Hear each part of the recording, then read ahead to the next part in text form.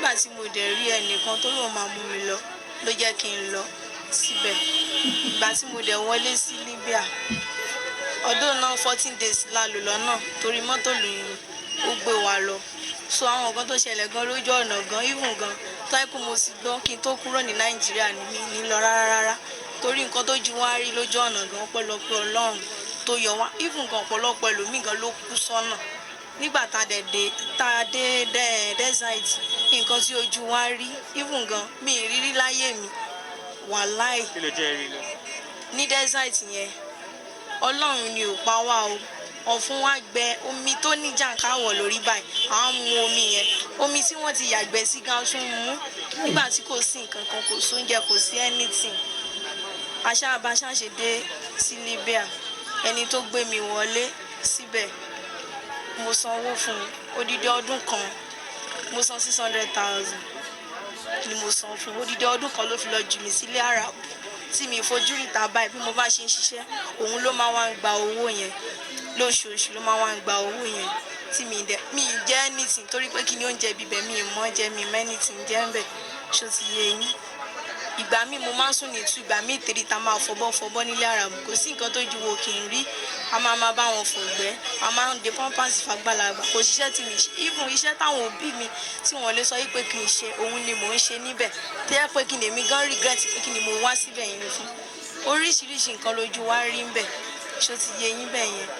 Ìlú yẹn kò ń ṣe ìlú tí mo lè gbàdúrà fọ́tà mi láti lọ in fact èmi gan mo dára mi lẹ́bi odidi ọdún 2 làwọn òbí mi ò fi ni wọ́n fi gbóhùn mi rárá ni wọ́n fi gbóhùn mi nígbà tó tún tó stage kan iṣẹ́ mi tún break wọ́n tún mú mi lọ sídìí iṣẹ́ mi nígbà tó ṣe ìyá gan wọ́n sọ fún mi pé ṣé mo lè ṣiṣẹ́ iṣẹ́ mo lè sọ pé mi ò lè ṣe pé torí pé kí ni èmi ò lára ẹ̀ pọ́n kí n jẹ́ kí n lọ mọ̀ ṣe cleaner mo dẹ̀ lọ ṣe house girl nílé Arab mo dẹ̀ ń ṣiṣẹ́ oṣù odidi ọdún bíi 2 ni mi fi ojú rí ìta báyìí yàgbọ́n tó ga mi tó bá wá gba sálárì mi báyìí mi kì í mọ̀ mi dẹ̀ ní fóònù lọ́wọ́ mi ní anything lọ́wọ́ ọtí tí mo tó san owó ẹni tó gbé mi wọlé tán kémi náà tó free tí mo ti ṣiṣẹ́ ara mi fún ọdún kan mi dẹ̀ lójú 3 years náà lọ́nbẹ̀ tí mo fi padà wá. Iṣẹ́ wo ló ṣe lọ́hùn? Iṣẹ́ cleaner ni mò ń ṣe à ń bá wọn tún lè ṣe à ń fọ toilet à bá wọn tún kitchen ṣe à bá wọn tún yàrá ṣe everything. Kí ló sọ pé lè ṣe tẹ́lẹ̀ náà? Wọ́n sọ fún mi kí n tó lọ ẹni tó jẹ́ kí n lọ síbẹ̀ ọdún náà sọ fún mi ó ní pé iṣẹ́ house girl láwọn máa ṣe iṣẹ́ inú ilé wọn ni láwọn máa ṣe wọ́n nílò àdàràbù dẹ̀ ní kò ń ṣe bí ta ti máa wọ àwọn aṣọ kéékèèké bẹ́ẹ̀ yẹn pé ká máa wọ jàlámíà á máa lo kéèpàkì ní àní máa ṣílẹ̀ nípa máa wọ aṣọ tó máa ṣe kíní dáadáa pé iṣẹ́ inú ilé la máa ṣe bọ̀ wọ́n sọ fún wa yìí pé bó ṣe máa le tó bẹ̀ yẹn nìyẹn èmi gan débẹ̀ tán mo dára mi lẹ́bi Ọlọ́run ló yọ mí nílùú yẹn. Àwọn kẹjọ lọ àwọn mélòó lẹjọ lọ tó dá mọ̀? Àwọn tí mo dá mọ̀ àwọn tá a jọ lọ àpò àwa 5 ni àwa 5 lájọ ilé nǹkan náà adébẹ̀lẹ̀ ayọ̀ àtàlàáfíà létà ni mo mọ àwọn tó tún jẹ́ bíi ẹ̀gbọ́n mi àdúgbò tí mo wà létà ni mo tún padà rí wọn nígbà tí mo sanwó tán tèmi náà tó free ni mo rí wọn létà pé ṣé pàwọn náà ti dé sílùú yìí. Àwọn ẹ̀dẹ̀ sì ń gbìyànjú láti lọ sí Libya yẹn. Àwọn èèyàn sì ń gbìyànjú láti lọ bọ̀ mọ́ sọ fún wọn yìí pé mi ìgbádùn àrẹ fọ́tà mi láti lọ sí Libya torí èmi gan nǹkan tó jù mí gan rí bẹ́ẹ̀ gan èmi ló yé. Wọ́n ti wá dé sí Nàìjíríà sí kí ló wá sí wà tó ti dé sí Nàìjíríà? Nígbà tí mo dé sí Nàìjíríà torí pé kí ni mo fẹ́ ṣe freedom ni mo fi lọ nígbà tí ó sọ wọn kan lọ́wọ́ àwọn parents mi òun ni mo fi lọ tí mo fò pé kémi náà hustle lọ fún ara mi kémi náà lè jẹ́ èèyàn tí mo ní focus ọdún náà pọ̀lọpọ̀ àwọn tá a jọ lọ ló ti marry síbẹ̀ ló ti bímọ síbẹ̀ bọ̀gbà tẹ́mi dẹ̀ mọ nǹkan tí mò ń ṣe tí mo mọ nǹkan tó gbé mi wá síbẹ̀ mo kọjú mọ nǹkan tí mo bá wá ìwọ̀n owó tó lọ ń dẹ̀ ní wípé kí n rí mú bọ̀ òun ni mo fi wá ṣe tí mo ṣe nígbà tí mo délé mo ṣe freedom ọ̀gá mi ṣe freedom fún mi iṣẹ́ bag handbag nígbà tí mo dẹ̀ tọ́gá mi ṣe freedom fún mi mo dẹ̀ open shop mi October ni mo open shop torí last year ni mo dé March 1 òun ni mo ti dé sí Nàìjíríà mo ṣe freedom October last year mo dẹ̀ open shop mi ní December òun ni mo open shop tí mo rọra ń tajà mi wẹ́rẹ́wẹ́rẹ́ ń bí báyìí. Omolara is back to Ibadan after making a reasonable amount of money from Libya. But like some of her friends who are willing to return to Libya because life isn't balanced in Nigeria, Will she be willing to give it just another shot? tó bá yẹ kó o ní opportunity láti lọ síbẹ̀ owó tó make bẹ́ẹ̀ ṣé wọ́n fẹ́ pa lọ síbẹ̀ pẹ̀lú. mi lè padà wá ọ tó lówó tí mo make ń bẹ kò ń ṣe owó gidi even gan nígbà tí mo padà délé gan owó yẹn torí pé kìnìún àkílé kó owó bẹ̀ wá sílé aṣẹ sí dọ́là ni nígbà tí mo délé owó yẹn padà dírà bàràbà rúgbùrúgbù mọ́ mi lọ́wọ́ ọ̀pọ̀lọpọ̀ ẹ wípé mo tún ní mo já lájẹsẹ́nu kù sí mo kì í ṣe tó náwó báwùbà ó ní ọlá tí mo tún rí gbé kalẹ̀ lẹ́nu yìí tí mo manage dé ní eléyìí. ṣe ilé ìfẹ́ lọ sí school àbí ìkọ̀kọ̀ lọ sí ṣètò àti lọ sí school àtọ̀. kò wù mí kí n lọ sí school mọ́ mo fẹ́ ṣe business nítorí pé òun náà ni mo kọ́ láti torí pé kí ni mo fẹ́ ṣe WAEC ni mo ti kúrò ní school tí mo ti wá sógun pa tí mo ti wá kọ́ṣẹ́. àwọn àdàn bẹ̀rẹ̀ pọ̀ tó ṣe wọ́n ṣe lọ sí Libya tó mọ̀ ọ́n pa. àwọn tí mo ṣì mọ́ ọdún náà èmi ti bá wọn sọ̀rọ̀ wípé kán má lọ síbẹ̀ pẹ̀lú ìyẹn ò dáa even after ìgbà tí mo délé torí mi àtàwọn àwọn ọ̀rẹ́ mi kan tájọ́ máa ń sọ̀rọ̀ WhatsApp náà tún sẹ́ndì fídíò kan sí mi sí àràbù tó ṣe fún irú wa kan ẹni ọ̀gá yẹn ó ti ọmọ àràbù ṣubú látòrí stẹ́ẹ̀pù ni ọmọ yẹn wá faint bí àràbù bó ṣe mú ọmọ yẹn lálẹ́ nìyẹn wọ́n dẹ̀ lọ gún báyìí nínú igbó wọ́n dẹ̀ pa síbẹ̀ tí mo rí fídíò rẹ̀ báyìí gangan lórí fóònù wọ́n pa síbẹ̀. wọ́n tẹ́ wá nínú nǹkan mi tó ṣẹlẹ̀ sí ní desert. nínú desert ọ̀pọ̀lọpọ̀. You can see what she's saying. She said that one of the girls that was taking care of Arab girl, one of the girls that taking care of Arab girl, the girl that she's looking after fell on the staircase and they took the girl in the night to go and stab and kill her. That is what is happening in Libya. But I will analyze it later. pẹ̀lú mi gan ló tún fẹ́ wọ́n rèpọ̀ ọ̀rẹ́ mi méjì bọ̀ mo dúpẹ́ torí pé kí ni àwọn yẹn sùn èmi ò dẹ̀ sùn mi ì sùn ní bí àwọn wọ́n rèpọ̀ ọ̀rẹ́ mi méjì nínú desert ẹ̀tẹ́ pé ìgbà tá a dé Libya náà ṣe lọ́ọ́ bá wọn fọnù wọn torí wípé kí ni tẹ́yàn bá máa lọ síbẹ̀ yẹn kó gbúdọ̀ lóyún wọbẹ̀ tó bá lóyún wọbẹ̀ wọ́n á bá ṣẹ̀ dànù ni pé kó lè bá àrùn ṣiṣẹ́. àwọn yẹn lóyún wọ́n wá forcefully ṣe oyún yẹn nínú. rárá wọ́n bá wọn fọ inú wọn wọ́n bá wọn fọ inú wọn inú ìyẹn ò lóyún wọ́n wá bá wọn fọnú fún wọn so wọ́n lò bí 3 months nílé kára wọn tó wà òkè dáadáa kan tó wá bẹ̀rẹ̀ iṣẹ́.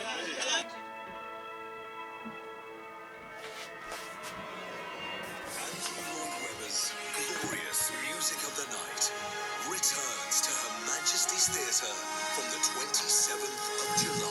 5.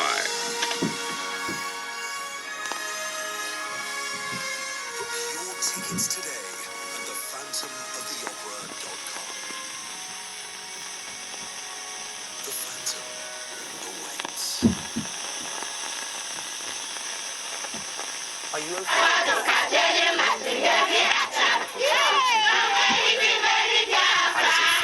There are so many of them, and they are so exuberant, the Biafrans. Even the refugees sing, especially when they have just been told their homes have been recaptured and they can go back to them.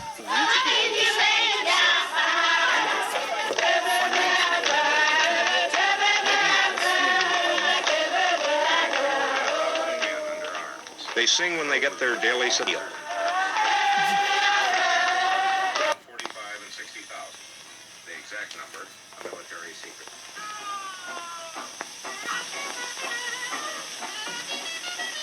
Volunteers made the original army build-up easy. Now conscription.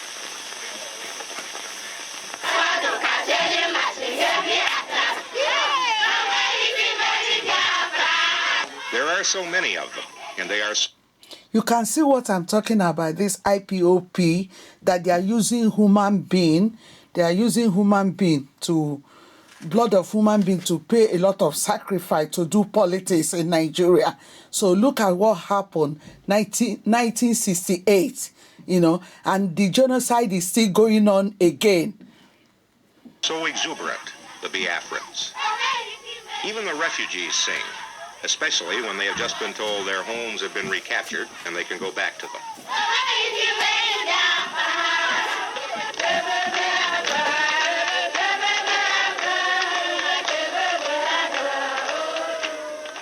They sing when they get their daily meal.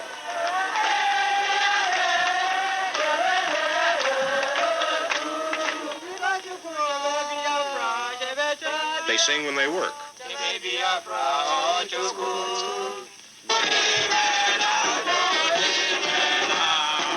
They sing when they practice army marching. No guns, no shoes, but a song that goes something like, "Thank you, General Ojukwu, for giving us the medicine with which to fight our enemies instead of being murdered in our beds."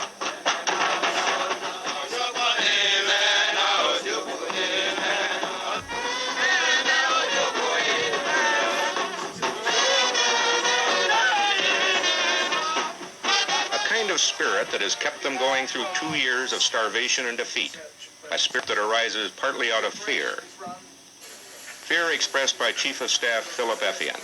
I am sure that if the Nigerians can control our links with the outside world, our radio links and our air links, so that we are completely cut off and they are in control of everything here, I am quite certain that they will really go to town and murder everything in sight.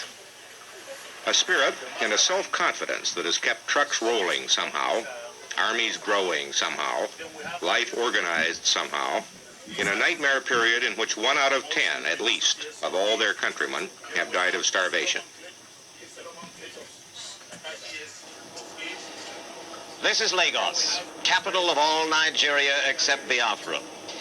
It is difficult to imagine that this is the headquarters city of a military government mobilized to fight a bitter civil war.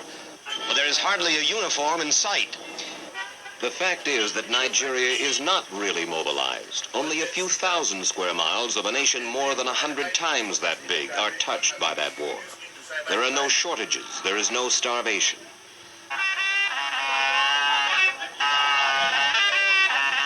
In the vast northern stretches of Nigeria, the Muslim prayer day is consecrated as it has been for centuries. And there is not a soldier to be seen.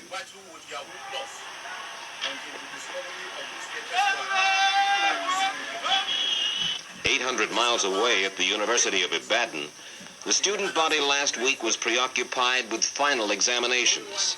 There is no draft in Nigeria, and almost none of the students have volunteered. Only in the war-wrecked ghost towns of the East could I see palpable evidence of a country fighting for its life. And not one Nigerian in 1,000 has seen this. In all of Lagos, the only building dressed for war is the military headquarters.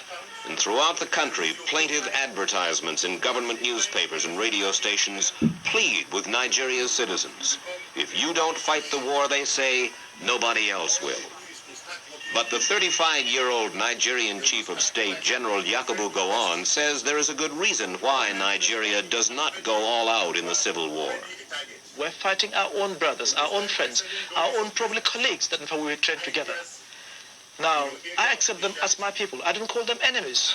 They're not my enemies. That's why in fact we don't use the word enemy. We use the word only rebels against Ojukwu and his clique and those gentlemen that fight for him, but not against all the Igbos. Now, therefore, we've got to do. We must not do anything that is going to make it impossible for us to reconcile at the end, or it will make the winning of the heart difficult in the end. Let's pause now for some of the history behind this bloody war. It is said, though no one knows for sure, that 1 of every 4 black men on the African continent is a Nigerian. There were 55 million of them before the war. Nigeria was a creation of British colonialism. At the turn of the century, Britain carved out the richest area in West Africa, lumped together 250 tribes, each with its own culture, its own history, and arbitrarily called these people Nigerians. Of those tribes, 3 were dominant: the Hausas, most numerous, Muslims in the north; medieval, lagging behind the others in education and commerce; the Yorubas in the west, animists and Christians, the first educated; and the Igbos in the east, where Christianity is now strongest. Some say the Igbos were the most backward, but in the last quarter century, with the aid of European missionary education, the Igbo overtook the others and became the most powerful economic group of all. But the Igbo also wanted political power. He resented the strength of the Hausas and Yorubas, who, since Nigerian independence in 1960, had run the country and grown corrupt. Riding a wave of popular discontent, Igbo and other military officers in 1966 succeeded in a coup d'etat. They executed key non-Igbo politicians and several of the top non-Igbo military officers. For a while, it seemed the country applauded the coup. But once in power, this new Igbo-dominated government was felt to be guilty of the same corruption as the previous government. Additionally, Igbo merchants and civil servants all over Nigeria began showing a newfound arrogance and sense of superiority, building a resentment that culminated in a wave of terror against the Igbo. Estimates of the number of Igbo massacred in northern Nigeria ranged from 7,000 to 30,000. Surviving Igbos abandoned their homes and businesses. Millions of them fled to the Igbo heartland in the east. There, led by the charismatic Ojukwu, army officer, son of a wealthy Igbo family, they seceded, proclaiming Biafra an independent nation. To begin with, Biafra claimed this corner of Nigeria, which included territory containing several minority tribes, some of whom did not support the Igbo cause. Following Biafra's secession in 1967, Nigeria invaded from the north. Biafra struck back across its own boundaries, conquered and held for a while territory in federal Nigeria. But in 2 years of war, federal Nigerian troops have whittled down Biafra from over 50,000 square miles to little more than 3,000. The fighting in this war is sporadic. There are few fixed military positions, no real front lines, many hit-and-run raids by both sides, and an occasional big battle for a city or a road junction.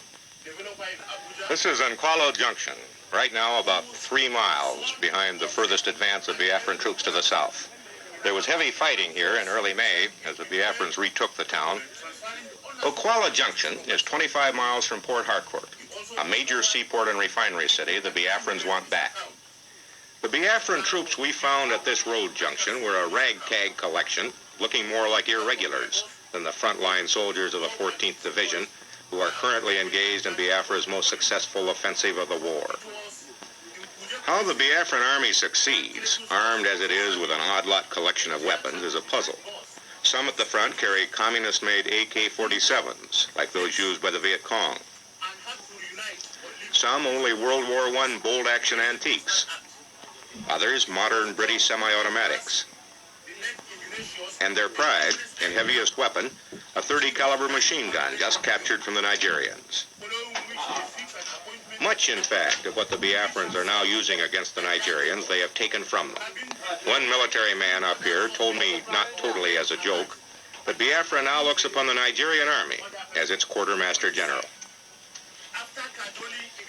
And if the Nigerian army runs on beer and bullets, the Biafran army lacks both, with ammunition constantly in critically short supply. These troops had advanced 6 miles in less than a week. Then, practically out of ammunition, were forced to stop on the road to Port Harcourt until more supplies trickled down to them. One of this army's other problems is staying large enough to continue the fight against Nigerians. When Biafra seceded in 1967, it had fewer than 1,000 men under arms, and those mostly officers and clerks. Now it has been built up to between 45 and 60,000. The exact number, a military secret.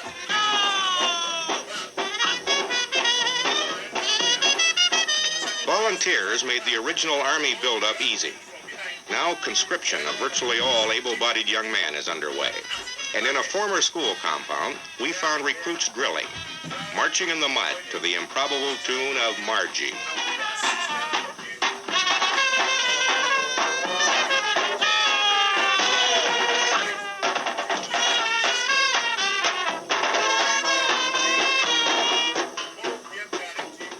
These new soldiers are also taught the rudiments of jungle warfare and ambush, to be used against an enemy which holds most of Biafra's major cities, several vital road links, but not too much of the countryside. The training is basic, but effective. We're going to stop us right by the shoulder here, and we want to defend it. Wow.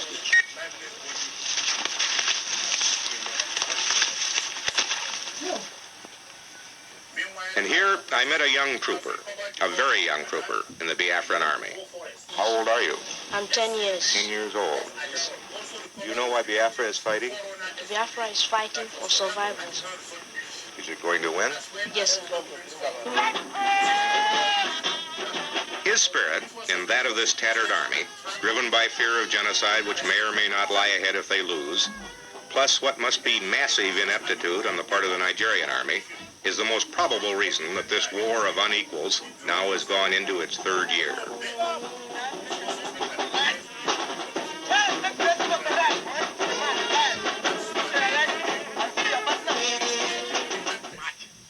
Nigeria before the war had an army of just 6,000, and they were professionals, their officers trained by the British. They served with distinction as part of the UN force in the Congo. But then Biafra declared its secession, and all of the Igbo officers and men, some of the best, left to become the nucleus of Biafra's army.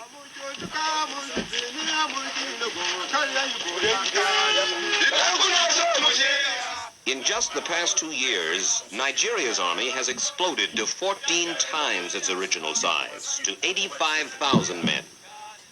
Recruits who used to get 6 months of training now get a mere 6 weeks. They are volunteers, most of them illiterate, just out of the bush, with little sense of nationhood. Their leaders tell them that they are fighting for one Nigeria, but that does not, it cannot have the same urgency for them that mere survival has for the Biafran. A Nigerian soldier may volunteer because he needs a job, or because army life appeals to him as the good life. Besides his uniform and the prestige that goes with it, he gets a comfortable ration of beer and cigarettes. And the pay, at $40 a month, is not bad. His leaders are not aggressive. Most military observers credit what success the Nigerian army has had so far chiefly to their lopsided superiority in firepower furnished by the British and the Russians. It is said only half in jest. The Nigerian army has so much firepower that they use ammunition as a defoliant. Nigeria's planes, MiG-17s and Ilyushin bombers, were bought for cash from the Russians who want to get a political foothold here. Most of the planes are flown by Egyptians, who are characterized as wary of anti-aircraft fire, therefore less than enthusiastic about going after military targets. That, it is suggested, is one cause of the high civilian casualties in the air raids on Biafra. But the war has been bloody on both sides, and inept and unaggressive though they may be, the Nigerian army, in 2 years of sporadic fighting, has suffered heavily. They will not release official casualty figures, but an army doctor told me that 8,000 Nigerian soldiers have died, and perhaps another 25,000 have been wounded.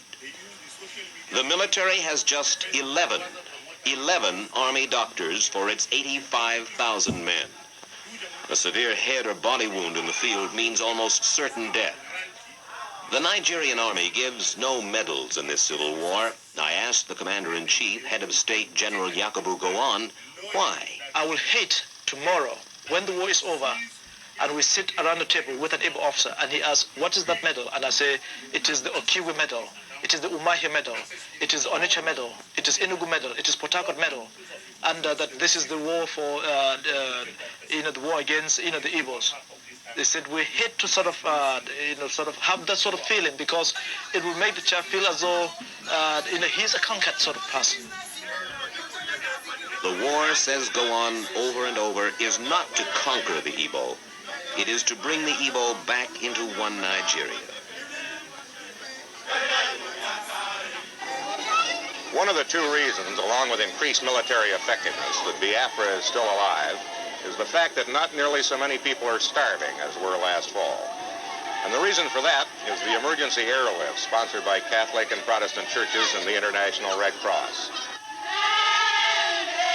At feeding centers like this, 3 million people, a third of Biafra's population, is fed 1 meal a day, 6 days a week.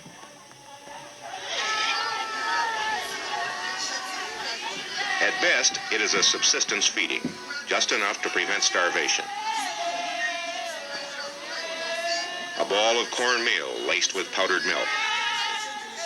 Perhaps some vegetables, a small piece of fish, and some soup. All handed out early in the morning to millions of people who would have died were this food not flown in nightly to several Biafran airstrips carved from the jungle.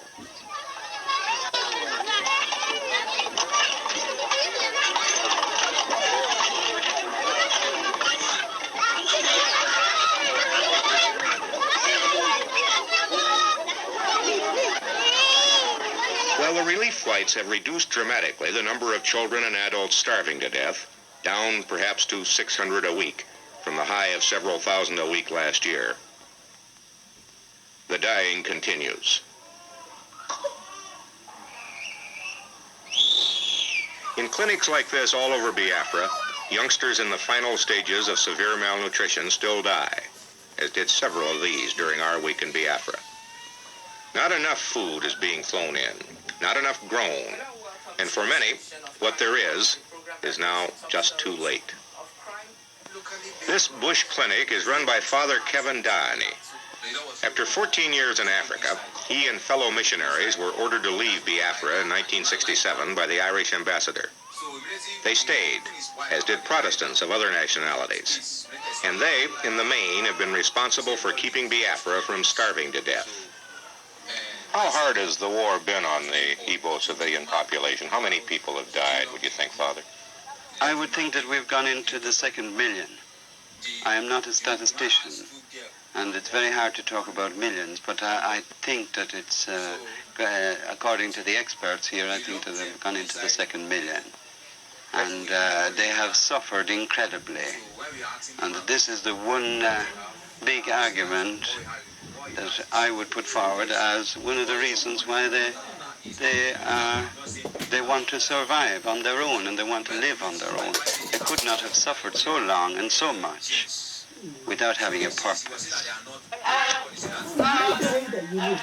To augment the relief airlift, Biafra has formed a second army to work the land. It is planting wherever it can. Here in virgin territory where no crop ever grew before, young men employed by relief agencies and the government are breaking ground to plant corn, rice, yams, melons, anything else that might grow. I was working with Have you seen Auntie Selena's new house? You went there? No, I never went there, but Miracle sent me a video of And it. this, Have you like seen everything else here, is conducted with spirit, emotion, and beauty.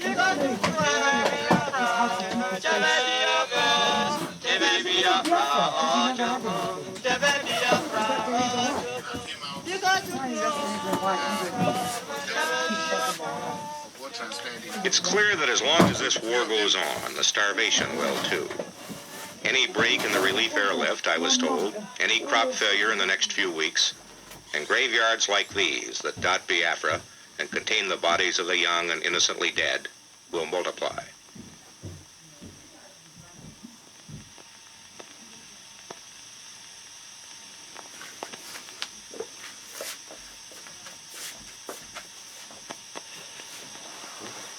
There is a bitter irony in this billboard which is seen all across Nigeria. For Nigerian babies have not been healthy babies. Even before the war, disease and malnutrition regularly killed 1 out of 3 children there. And Nigeria's leaders ask, where was the world's solicitude? Where was the church's succor before Biafra? General Gowon, a Christian, is sensitive to the charges of mass starvation. I have got nothing to hide. My conscience is clear. I've got moral standard. God knows that we have no intention whatsoever to starve any Biafran children or to commit genocide against anybody. This war was forced on us, and it has got to be fought for the sake of the country, for the sake of the millions of people in this country. But those millions of Nigerians are not thinking mostly of the war. Their chief preoccupation is commerce. And war or not, business booms. The Lagos docks are choked with ships from around the world bringing goods for the huge consumer market here and taking away for sale overseas Nigeria's palm oil and peanuts, its animal hides and cocoa, and its tin. But the real prize in Nigeria, the overriding reason the major powers focus on this country's conflict, is Nigerian oil. Already, they are the 12th largest producer in the world. Conceivably, they will eventually become 5th or 6th. The British produce most of it, a United States company, Gulf, the rest.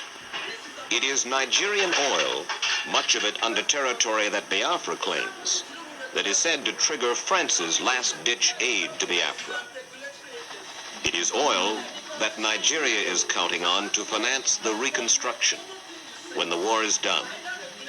At the time of Nigeria's independence from Great Britain 9 years ago, oil profits netted about $7 million annually to the federal government. This year, in spite of the war, the Nigerian government will collect almost $300 million in revenue. Biafrans admit it is an oil war, at least in part. They know their country sits above what may be the richest oil reservoir in the world. And it is the oil, plus the ingenuity of the Igbo, that has kept Biafra running. In refineries, backyard stills like this, small, crude, hidden away in the bush, Biafra produces gasoline, kerosene, diesel fuel in surprising amounts. There are 50 to 100 of these refineries all over Biafra, and they now produce enough fuel to keep the army, the church relief operation, the government, and the civilian population on necessary wheels. There is traffic on the roads, and on occasion it is heavy, which surprised me. Troops and food moving. No shortage of transport of any kind. And that is part of the staggering normalcy with which life in Biafra goes on. In spite of 2 years of war, in spite of the loss of all its major cities, in spite of the death of more than 1 million people in 24 months, life in Biafra goes on. Markets like this one at Orlu, where 40 died last year, were bombed and strafed by Nigerian jets. But the markets were moved back into the bush, and daily commerce goes on. Food is still on sale, but in smaller quantities than in pre-war days.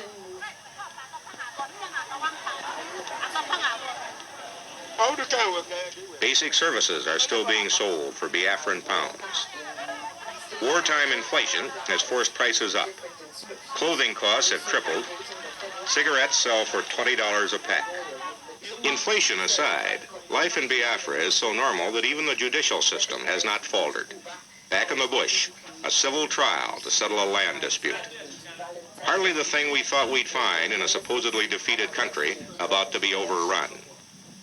And in areas just recaptured as the Biafran army pushes south again, in cities like Owerri, where damage was heavy, after obviously heavy fighting, the business of cleaning up and putting things right started almost as soon as the area was secure. Owerri, after being in Nigerian hands for 7 months, is expected to be a fully functioning city in a matter of weeks, making room for refugees who already are starting to return, and for whom the first Mass of Thanksgiving in the unfinished and war-damaged cathedral was an event of paramount importance. They had to suffer first of all from the air with the bombing and the strafing that left so many of our civilians dead. They had to fight at the front where so many of our young men have died. We have become, most of us, refugees. We have lost our property. We have nothing of our own. That suffering we have known for the past 20 months. That suffering we still have. But we live in hope that that Holy Spirit will come down on us, that he will enlighten the minds of our leaders, and that they will lead us to a true and just and lasting peace. Somewhere out there, shrouded in the mist, people are risking their lives trying to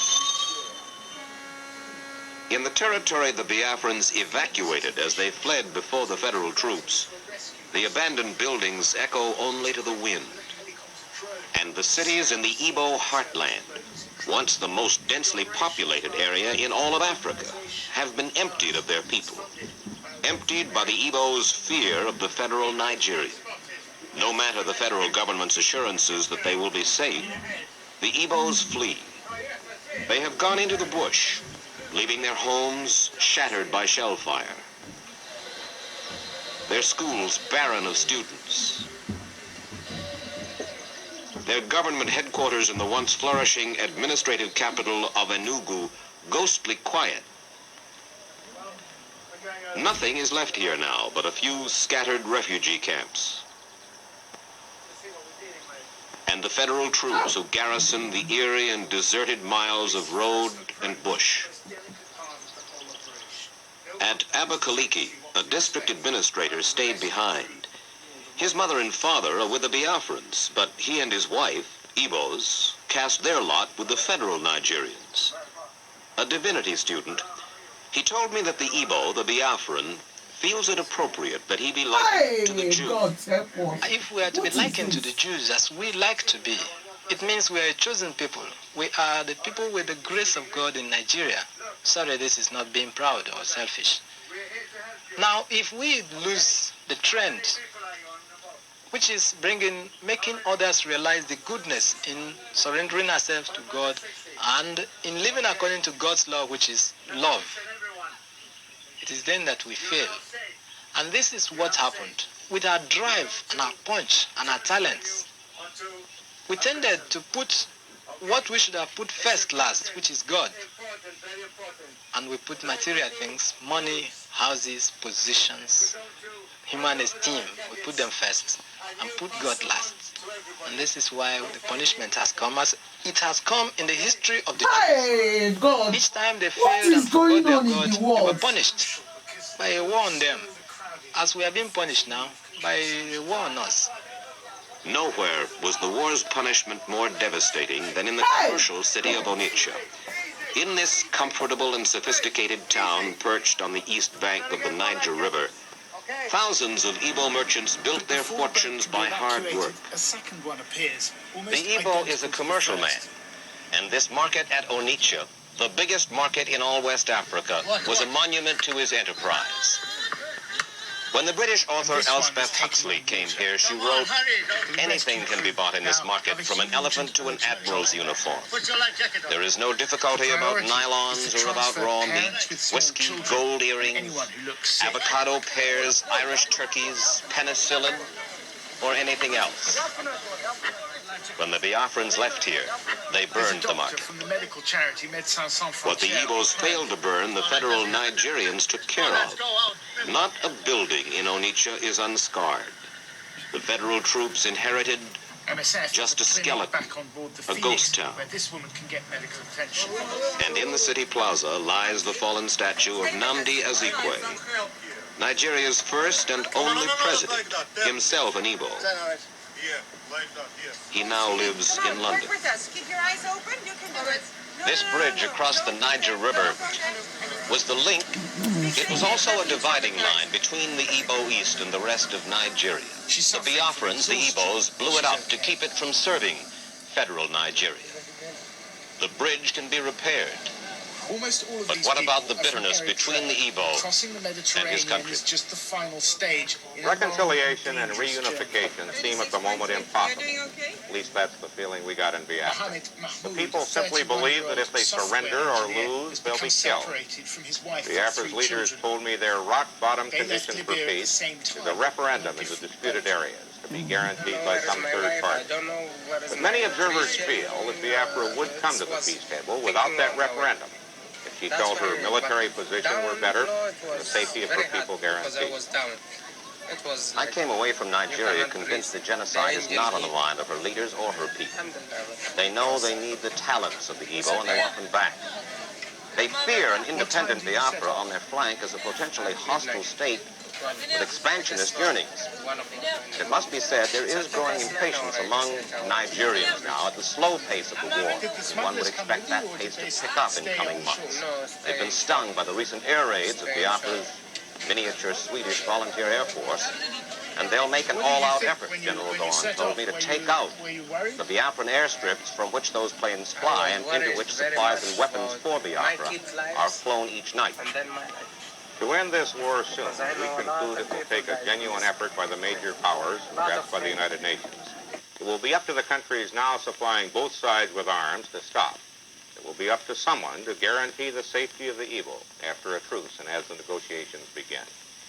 The United States conceivably could take the lead because this country has studiously avoided any military involvement in the war, aiding Biafra's relief airlift while backing Nigeria politically. But there seems little disposition on the part of the United States or the other major powers to step in. Their attention is focused elsewhere.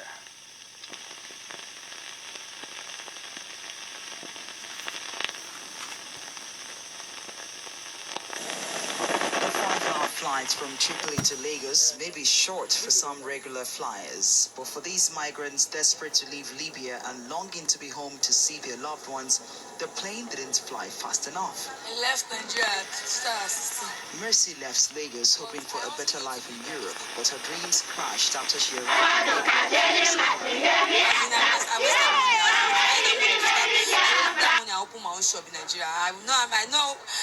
Dreams crashed after she arrived in Libya through the Sahara.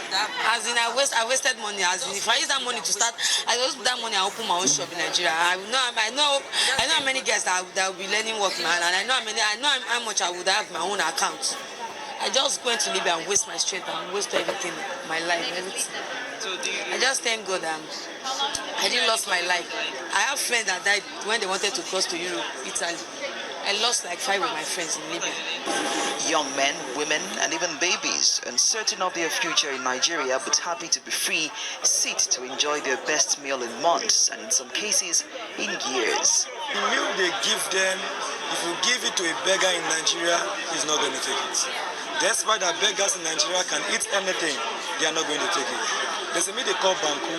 As you dip your hand in the banku that you want to swallow, before you see the substance, the subia. So you see them, they've changed from their original normal body temperature to something else. It's only in Tranke they will use binding wire to tie both hand, both legs at your back and keep flogging you day in, day out. No food. Just omza. There's one bread they call omza. Just slice a little bread like this. You take it for the whole day. They know who the abductors are. They saw their faces, but sadly couldn't do anything to save themselves. They were betrayed by strangers, their country, and compatriots. They use we Nigeria to do many illegal work, like labor work without no payments. A lot of Nigeria inside prison. Some they give them life in prison, some they give them 2 years in prison. And every day they flog everybody. They say they don't want we blacks, that we should move out of their country. For some, being back in Nigeria may not bring their slavery to an end, as the cartel of human smugglers sometimes have their eyes on them, demanding ransom even on home soil. They follow Nigerian man sell their own Nigerian person for money. Even among us here, it still happening here. If you can stick around, you will still notice it. It's still happening here, even where in the camp where we stay. The responsible agencies say they are working hard to help these returnees pick up the pieces of their lives. To start their lives all over again, it's actually a lot of work, and a lot of them have to be properly counseled because they've actually gone through so much, being kidnapped, being beaten, and gone through all kinds of unheard of situations. And I'm just so happy that we're all putting all hands on deck to see what we can do to help them out. Where they can stay for up to 90 days. It's the first of its kind in the country. We train them in some trades, or retrain those who already have trades, and we also ensure that family tracing is done, because some of them don't want to go back to their families, especially those who have, that feel that fear or shame or stigma. Despite their doubts and fears about life back home in Nigeria, they agree that there is indeed no place like home. Ugochi Olivo, TVC News.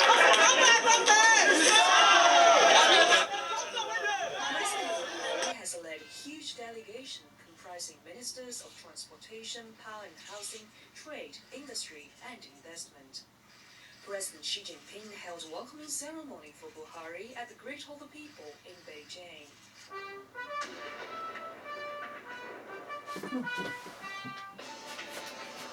Buhari is the first African leader